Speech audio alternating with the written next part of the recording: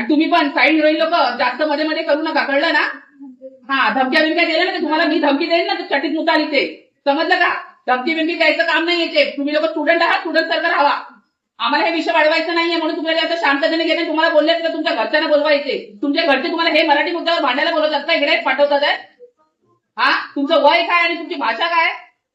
पळता का तुमच्या रिक्षावाले युपीवाले? पळा मग तुम्ही, पण जावा युपीला. कशाला इकडे करताय काय? जाऊन तुमच्या युपीवाले रिक्षावाले परत मुंबई गेले, तिथे रोजगार नाहीये. आता येऊन मराठी शिकतात आहे, हे जरा बघा. इंस्टाग्राम तिचा रीलवर तुला बोलण्याचा अधिकार नव्हता, तिने पर्सनल रील टाकली होती. तिची स्टोरी होती की नाही? तिने तुला स्टोरी पाठवली का? तुला तिने रील पाठवली नाही ना, मग तुला तिच्यावर कमेंट करायची गरजच नव्हती. ही मुलगी आणि ही स्टार्टिंग मध्ये काहीतरी गोष्टी बोलणं झालेलं आहे, त्यात मराठी मुद्दा तिने घेतलेला आहे, राजसाहेबांचे चमचे वगैरे बोलते की एवढीच. आता हिला काठवड्यात फोडायचं का काय करायचं तुम्ही सांगा. मला तो लेटर द्यायचा आहे, पत्र द्यायचं आहे. पण तुमच्या कॉलेजमध्ये जर एखादी मुलगी आणि राजसाहेबांबद्दल असं बोलते, आता तिचं वय असं नाही, म्हणजे मी एक कानाखाली गेले तिथे उठणार नाही, बरोबर आहे? म्हणून तिला तुम्ही मारू पण शकत नाही, कारण की लहान आहे ती. हे कळलं पाहिजे. इकडे महाराष्ट्रात आहे, महाराष्ट्रात कॉलेज आहे, इथे मराठीचा सन्मान करायचा, नाही तर पटकन घेऊन पळू. नाही तुम्हाला जमत असेल जावं तुमच्या युपी बिहारला, इकडे यायचं नाही महाराष्ट्रामध्ये. तुम्ही कुठल्या मुलीला एका मुलीबरोबर तुमचा वाद झालेला आहे, दुसरी तिला सपोर्ट करते, तिसरी सपोर्ट करते, मग तिसरी सपोर्ट करणं तर आम्हाला इकडे यावं लागतं.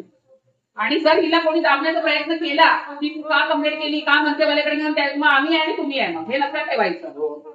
तुला काय म्हणायचं आता?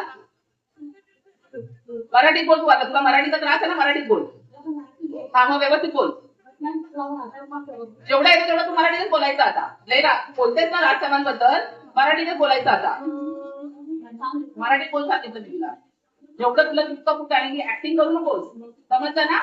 कोण सरळ सरळ ठेवायचं, नीट बोलायचं, मराठीतच बोलायचं. तू आता तिची माफी मागायची, नंतर तुमचं कॉलेजमध्ये जे होईल ते होईल. आता तिथे तू माफी मागायची नाही तर तुमच्या पॅरेंट्सला इथे बोलवा, मी बसायला तयार आहे 4 तास, मला काही प्रॉब्लेम नाहीये. तुम्हारे यूपी में लड़कियां सेफ है क्या? यहाँ पे 4 बजे भी तुम लोग अकेले घूम सकते हो. हाँ, है ये लड़की सेफ है, तो महाराष्ट्र का इसलिए हम लोग का अभिमान है, समझे क्या? हाँ, तुम्ही कॉलेज लेवल करा, आम्हाला हीच अपेक्षा आहे मॅडम. बघा, आतमध्ये येऊन मला पण इलेक्ट्रॉनिक कॉलेज म्हणजे मलाही आवडत नाही मी असं बोलू, पण एवढ्या मोठ्या माणसाबद्दल तुम्ही बोलले, तुमची लायकी नाहीये तेवढी बोलायची. जर आता याच्याकडनं तर कोण बोललं तर मारत बाहेर नेलं असतं, कारण की ते मार खाण्याच्या लायकीचे आहेत. हिला ते मारायला उठायची नाही. काय मारू तिला मी?